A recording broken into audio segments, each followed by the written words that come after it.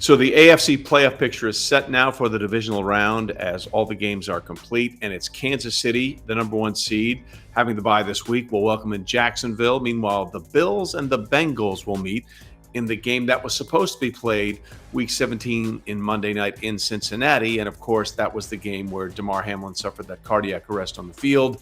And that game was eventually never played because of the issues involving everything. And certainly glad that Damar Hamlin is doing well. So let's take a look at these two matchups. First and foremost, Kansas City and Jacksonville is a rematch of a game week 10 in Arrowhead. Kansas City won that game 27-17. They had 486 yards of offense in that game. They were never stressed in that game. They were comfortably ahead, and it was just a matter of when the game was going to be over. It was kind of a play with their food game for the Kansas City Chiefs. I don't expect much of anything to change in the rematch. Kansas City is rested, and it's really, really hard to come back from 27 points down and find a way to rally and have the energy the next week. Trevor Lawrence and the Jags have everything to be proud of. We'll see if they have that same momentum and energy going into Arrowhead while the Chiefs are rested and ready. Week 10 was also the game, by the way, in which Kadarius Toney really had his coming out party for the Kansas City Chiefs. The Chiefs are healthy. Everyone is expected to be ready to go, including Mecole Hardman, who hasn't played for a long time because of going on injured reserve. The Chiefs will look to establish their dominance early in that game against Jacksonville. Don't expect much to change there in the results. The other game is interesting because it's the Bengals traveling to Buffalo. Remember, the Monday night game was the Bills traveling to Cincinnati. So what to make of this matchup? Because they are the 2 and the 3 seeds in the AFC.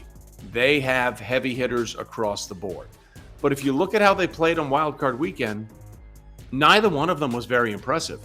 The Bills got up to that 17-point lead against Miami and then just sort of sputtered offensively. And yes, Josh Allen threw for well over 300 yards and made some unbelievable throws, but they kept the Dolphins in this game with massive turnover issues. There were 2 interceptions. One was clearly not Josh Allen's fault. There was also the fumble that Josh Allen had, which led to a Dolphins touchdown. And they also muffed a punt that could have been another turnover for the Miami Dolphins. So the Bills are not exactly firing on all cylinders. Neither, by the way, are the Cincinnati Bengals. Yes, they won 24-17, but remember, one of those scores was the longest fumble return in franchise history by Sam Hubbard when it looked like the Ravens were about to take the lead with that quarterback sneak, which is a terrible play from that far out, just trying to leap over the top. He was too far away.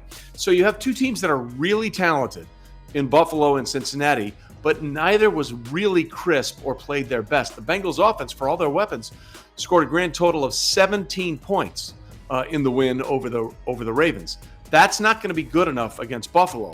And Buffalo absolutely, first and foremost, cannot allow 7 sacks, have 2 turnovers, have Josh Allen lose a fumble, and muff a punt like they did against Miami if they expect to find a way to beat Cincinnati. And remember, if the Chiefs win and the Bills win, it's a neutral site game for the AFC Championship played at Mercedes-Benz Stadium in Atlanta. However, if the Bengals find a way to win and walk out of Orchard Park with a win, and Kansas City takes care of business against the Jaguars, that game will be played in Arrowhead, which means it would be the 5th straight year the AFC Championship game would be played at Arrowhead Stadium.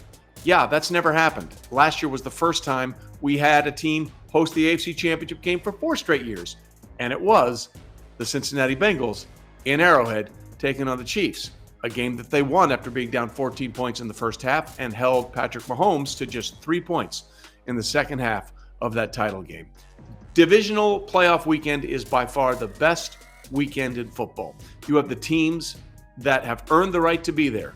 2 on Saturday, 2 on Sunday. It's going to be awesome.